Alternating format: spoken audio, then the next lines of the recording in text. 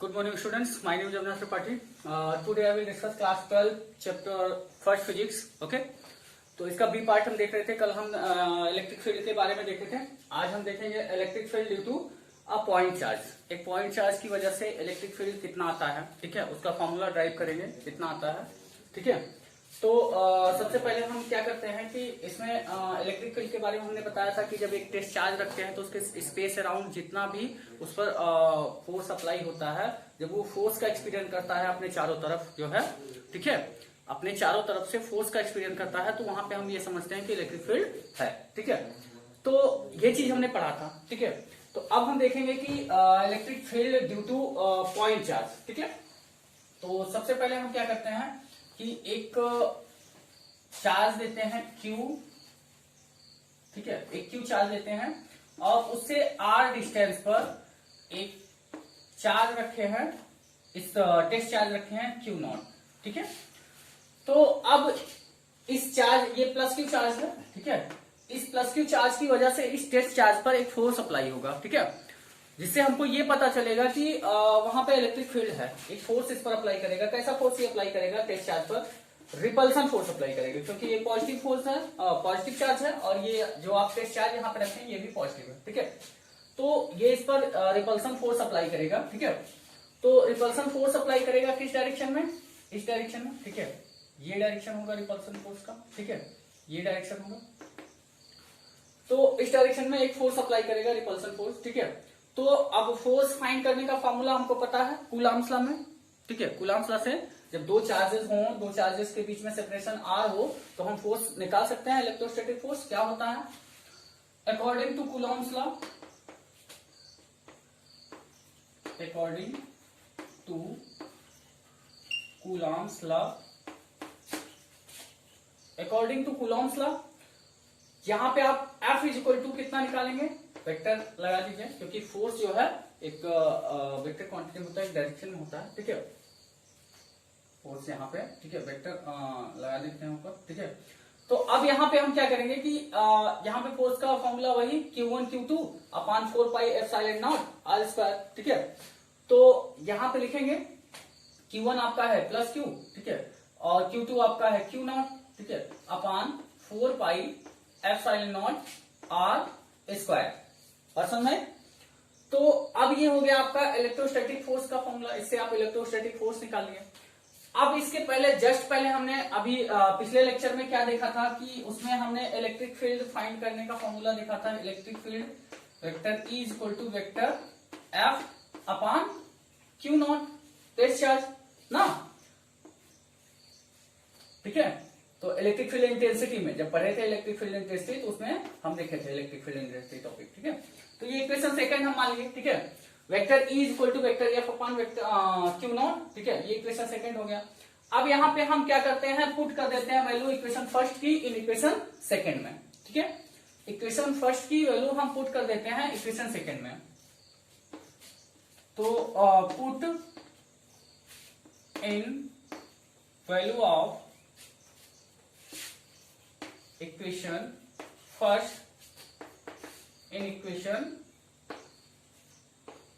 Second, ठीक है, put कर दिए। तो यहां पे आपको क्या मिलेगा?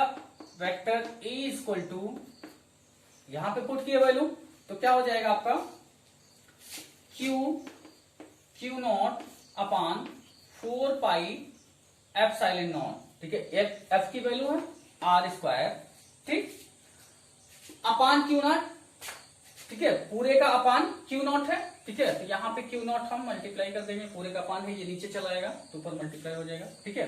Q0, तो Q0 से Q0 कैंसिल हो जाएगा ना। तो अब यहाँ पे आपका आ गया एम्प्लाइज है vector E is equal to Q upon 4 pi epsilon naught R square.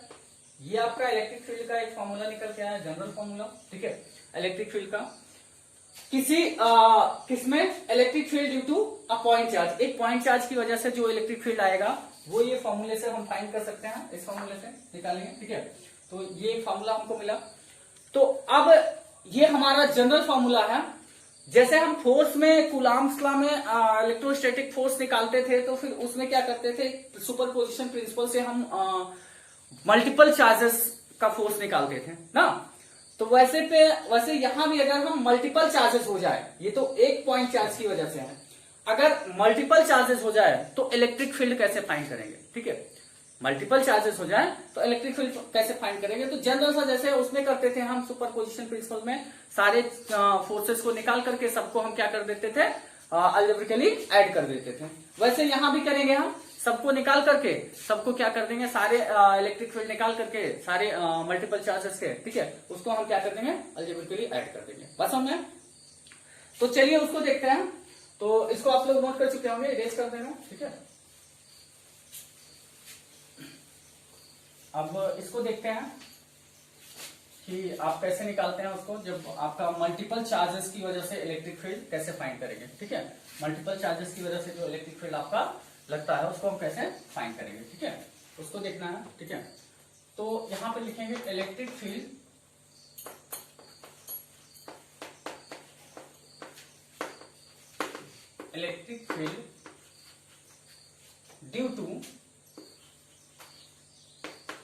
Due to group of charge, जब चार्ज का एक ग्रुप हो, ठीक है, ग्रुप ऑफ चार्ज, ठीक है, ग्रुप ऑफ चार्ज ये है, इसको निकालते हैं। चलिए इसमें हम देख लेते हैं, मान लेते हैं कि कई चार्जेस हैं, Q1 है, ठीक है, Q2 है, Q3 है और Qn है, Qn, n चार्जेस हमने ले लिया, ठीक है, कितने, n चार्जेस ले लिया। और यहाँ पे Q0 टेस्ट चार्ज रखा गया है, क्या रखा गया, Q0 टेस्ट चार्ज। तो Q1 की वजह से इस पर फोर्स लगेगा ना, Q1 की वजह से आप क्या करते हैं, टेस्ट चार्ज को ले आते हैं, तो इस पर एक फोर्स लगता है, ठीक है, जिससे हमको ये पता चलता है कि इस पर क्या हो रहा है, कि आपका जो है अप्लाई हो रहा है क्या, इलेक्ट्रिक फील्ड, ठीक है, इसको फोर्स अप्लाई कर रहा है, ठीक है, ये इसके क्षेत्र में जा रहा है इसलिए इस पर फोर्स अप्लाई कर रहा है, ठीक है। तो इस डायरेक्शन में इलेक्ट्रिक फील्ड लगेगा इस पर, ठीक है, जो कि क्या होगा, E1, ठीक है।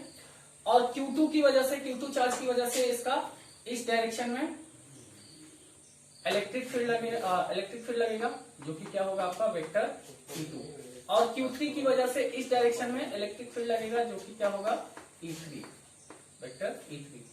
और सो ऑन Qn की वजह से इस डायरेक्शन में इलेक्ट्रिक फील्ड लगेगा, ठीक है, जो कि क्या होगा, वेक्टर En, ठीक है। तो हम क्या करते हैं कि अब यहां पे हमने देखा कि वेक्टर En और वेक्टर E3, E2, E1, ठीक है। अब ये कितने डिस्टेंस पर आपका रखा गया है Q0 चार्ज, मान लीजिए R1, यहां से Q2 से R2 और Q3 से R3, Qn से Rn, ठीक है, ये इसके डिस्टेंसेस हो गए, ठीक है, जहां पे रखा गया। अब टोटल हमको निकालना है कि इस पर कितना इलेक्ट्रिक फील्ड अप्लाई होता है, सब सारे चार्जेस की वजह से टोटल कितना इलेक्ट्रिक फील्ड अप्लाई होता है। तो हम क्या करेंगे, सारे इलेक्ट्रिक फील्ड को अलजेब्रिकली ऐड कर देंगे ना। तो हम सारे को अलग अलग निकालेंगे, तो इसका फॉर्मूला बनेगा सुपरपोजिशन प्रिंसिपल से, जैसे फोर्स में हम किए थे वहां पे, ठीक है। तो यहाँ पे vector E equal to vector E1 plus vector E2 plus vector E3 plus vector so on En, okay, add कर देंगे। अब हमको यहां से En, E1, E2, E3, En निकालना पड़ेगा ना। तो कैसे निकालेंगे, Q1 और Q0 की वजह से जो फोर्स अप्लाई होगा, अभी जनरल फॉर्मूला हमने देखा था क्या, Q/4πε0 R² निकल के आया था इलेक्ट्रिक फील्ड का ना, अभी जस्ट पहले निकाला था। तो हाँ, जस्ट पहले अभी निकाला था हमने। तो वहां पे क्या मैंने बताया था कि यहाँ पे एक Q+ चार्ज रखा गया, यहाँ Q0 चार्ज रखा गया, ठीक है। तो वो क्या करता है, सेपरेशन R है इनके बीच में, ठीक है। तो ये इस डायरेक्शन में इलेक्ट्रिक फील्ड लग रहा है, ठीक है, तो यही इलेक्ट्रिक फील्ड हमको फाइंड करना था, ठीक है। तो ये इस डायरेक्शन में फोर्स भी लगाएगा, ठीक है, ये प्लस चार्ज की वजह से, प्लस की चार्ज की वजह से ये टेस्ट चार्ज को इस डायरेक्शन में क्या करेगा, रिपल्सन करेगा, क्योंकि दोनों प्लस चार्ज है ना, ये मैंने बताया। तो वहां पे हमने इलेक्ट्रिक फील्ड निकाला था, vector E equal to Q/4πε0 R², यही निकाला हमने जस्ट ना। तो अब यहाँ पे ये हमने निकाला था। तो ये हमने वहां पे लिखा था, तो इसको हम क्या लिख सकते हैं कि ये आप मान लीजिए कि ये पॉइंट आपका क्या है, O है, और ये पॉइंट P है, ठीक है। तो इसको हम लिख सकते हैं अलोंग ओपी, अलोंग ओपी, ठीक है। इसको ऐसा लिखेंगे अलोंग ओपी। क्यों?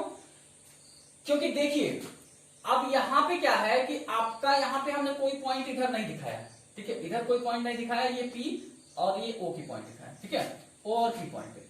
तो यहाँ पे टेस्ट चार्ज रखा गया, तो आपका जो फोर्स है वो इस डायरेक्शन में अप्लाई हो रहा है, यहाँ पे कोई पॉइंट नहीं दिया है, तो इसका डायरेक्शन क्या है, इस डायरेक्शन में अप्लाई हो रहा है। तो जिस डायरेक्शन में फोर्स अप्लाई होता है उसी डायरेक्शन में इलेक्ट्रिक फील्ड रहता है, ठीक है। इस डायरेक्शन में फोर्स अप्लाई होगा, इसी डायरेक्शन में इलेक्ट्रिक फील्ड भी आपका अप्लाई हो रहा है, ठीक है। तो क्योंकि इलेक्ट्रिक फील्ड अप्लाई होगा तभी फोर्स अप्लाई होगा, ठीक है। तो इलेक्ट्रिक फील्ड इसी डायरेक्शन में अप्लाई हो रहा है, तो इसका डायरेक्शन जो इसका डायरेक्शन है इलेक्ट्रिक फील्ड का, वही फोर्स का डायरेक्शन है, और वही क्या है आपकी ओपी का भी डायरेक्शन है, ओपी भी इसी डायरेक्शन। कोई पॉइंट अगर यहाँ हमने एम दे दें तो हम ये दिखा सकते हैं कि पीएम, ठीक है, अलोंग पीएम, ठीक है, फोर्स लग रहा है, लेकिन यहाँ पे हमने कोई पॉइंट नहीं दिया है, इसलिए हम क्या दिखाएंगे इसको, अलोंग ओपी, ठीक है। तो अलोंग ओपी हम इसको लिखेंगे, इलेक्ट्रिक फील्ड कहाँ लग रहा है, अलोंग ओपी, ओपी के डायरेक्शन में लग रहा है, ठीक है, ओपी के डायरेक्शन में इलेक्ट्रिक फील्ड लग रहा है, ठीक है। इससे हमको अलोंग ओपी लिखने से ये पता चल रहा है कि ओपी के डायरेक्शन में आपका इलेक्ट्रिक फील्ड लग रहा है, बस समझ में। तो ये चीजें हैं। तो अब वैसे यहां भी क्या है कि Q1 की वजह से ये आपका Q0 की तरफ इस डायरेक्शन में इलेक्ट्रिक फील्ड लग रहा है E1, ठीक है। तो E1 फाइंड करने के लिए इसी जनरल फार्मूला से E1 हम निकाल लेंगे। E1 इज इक्वल टू क्या हो जाएगा, वहां पे Q upon 4 pi epsilon naught R square था, यहाँ पे Q के स्थान पे क्या है, Q1 है, और ये तो टेस्ट चार्ज है, ये वहां जैसे टेस्ट चार्ज Q0 था, ठीक है।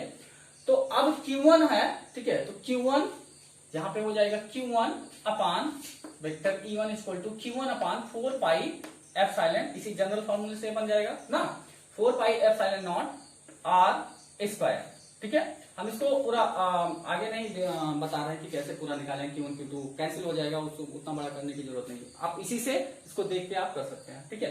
Q1 Q0 के बीच में, ठीक है, Q1 इस पर इलेक्ट्रिक फील्ड अप्लाई कर रहा है, फोर्स अप्लाई कर रहा है, तो इलेक्ट्रिक फील्ड E1 आपका Q1 upon 4 pi epsilon naught R1 square, ठीक है, R1 स्क्वायर, ठीक है, R1 डिस्टेंस है, यहाँ पे R डिस्टेंस था इन दोनों के बीच में, ठीक है, तो R1 स्क्वायर। अब इसके बाद आप यूनिट वेक्टर R1, ठीक है, यूनिट वेक्टर सिर्फ आप क्या बताता है, पोजीशन बताता है, डायरेक्शन बताता है, ठीक है। तो ये पोजीशन वेक्टर है, ठीक है, तो इसको लगाते हैं। इसके बाद फिर हम निकालते हैं E2 भी ऐसे निकाल लेंगे, E2 Q2 की वजह से लग रहा है ना, तो Q2 की वजह से टेस्ट चार्ज पे लग रहा है, तो Q2 अपान 4 pi epsilon naught R square और R2 square, position vector, unit vector आपका जो है, sorry position vector, unit vector आपका R2 है, ठीक है। इसके बाद E3 निकाल लेंगे हम, ठीक है, तो E3 फाइंड करेंगे, तो E3 equal to Q1 vector E3, यहाँ पे vector E3 equal to Q3 की वजह से लग रहा है, ठीक है, E3, ठीक है, तो Q3 upon 4 pi epsilon not R3 square, position vector R3 है, बात समझ में, यूनिट वेक्टर R3 है, ठीक है। अब इसको इरेज कर दे रहे हैं, इतना तो आप समझ ही गए होंगे, ठीक है। तो अब यहां पे क्या है कि E3, अब इसके बाद आप निकाल लीजिए वेक्टर En इक्वल टू, तो En की वजह से, Qn की वजह से En लग रहा है इलेक्ट्रिक फील्ड, तो यहां पे Qn अपान 4 pi epsilon naught R n square, unit vector Rn है, ठीक है, यूनिट वेक्टर सिर्फ डायरेक्शन बताता है, आपको पता है, ठीक है, Rn है, ठीक है। तो ये आपका E1 E2 E3 En सब पता हो गया, तो ये सब की वैल्यू हम यहाँ पे पुट कर देंगे, ठीक है, E1 E2 E3 En की वैल्यू हम यहाँ पे पुट करेंगे, ठीक है। तो अब हम इसको इरेज करते हैं, यहाँ पे लिखते हैं कि E vector E is equal to E1 की value Q1 upon 4 pi epsilon naught R1 square, unit vector R1, ठीक है, प्लस E3 आपका हो जाएगा Q2 अपान, सॉरी हाँ E2 हो जाएगा Q2 upon 4 pi epsilon not R2 square R2 है, ठीक है, प्लस E3 हो जाएगा आपका Q3 upon 4 pi epsilon not R3 square unit vector R3 dash, ठीक है, प्लस सो ऑन En हो जाएगा आपका, En हो जाएगा Qn upon 4 pi epsilon not, ठीक है, R n square unit vector Rn dash, ठीक है। ये आपका सारी वैल्यूज रख दी हमने, ठीक है। तो ये आपका ऐड कर देंगे, तो अब ऊपर का इरेज कर देना है, इसको ऊपर लेके चलना है, ठीक है, ऊपर का इरेज करना है।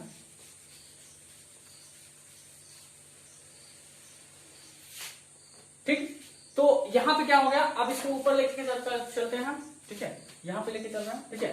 तो ये यहां पे लेके आए, अब आपका vector E is equal to आपका क्या हो जाएगा, अब यहां पे देखें तो हमको कुछ कॉमन लग रहा है, हाँ क्या लग रहा है, 1/4 pi epsilon naught, 1/4 pi epsilon naught, 1/4 pi epsilon naught, 4 pi epsilon naught, हर जगह कॉमन लग रहा है, ठीक है। तो हम कॉमन ले लेंगे 1/4 पाई एप्सिलॉन नॉट, ठीक है।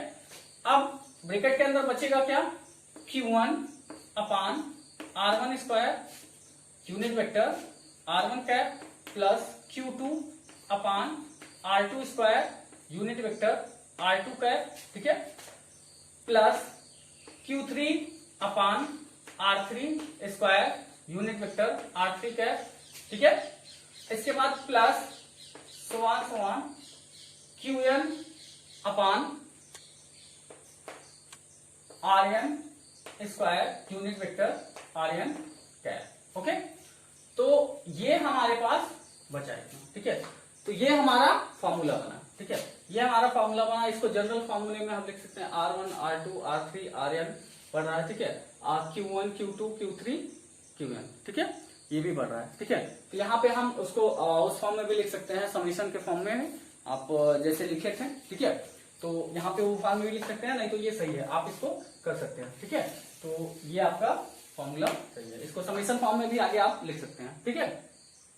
तो उसको लिखने की कोई जरूरत नहीं है यहाँ पे, ये आपका फॉर्मूला बनता है। इलेक्ट्रिक फील्ड आपका जब मल्टीपल चार्जेस हो तो इस फॉर्मूले से आप उसको फाइंड कर सकते हैं, इस तरीके से आप उसको फाइंड कर सकते हैं, बस समझ में, इस तरीके से इलेक्ट्रिक फील्ड आप फाइंड कर सकते हैं जब multiple charges, group of charges हो, ठीक है। तो बात समझ में, आई होप ये आपको अच्छे से समझ में आया होगा, ठीक है। तो stay home and be safe, thank you everyone, have a nice day, ठीक है। तो इसमें कोई कंफ्यूजन हो तो आप हमको कॉल करके भी पूछ सकते हैं, कहीं भी डाउट्स हो, ठीक है, मैसेज करके भी पूछ सकते हैं, व्हाट्सएप मैसेज करके, ठीक है, आपको इसका सोल्यूशन मिल जाएगा। कोई भी दिक्कत आएगी आपको तो कहीं भी समस्या आ रही तो आप हमसे पूछ सकते हो, कांटेक्ट कर सकते हो, पसंद है, okay, thank you everyone, have a nice day.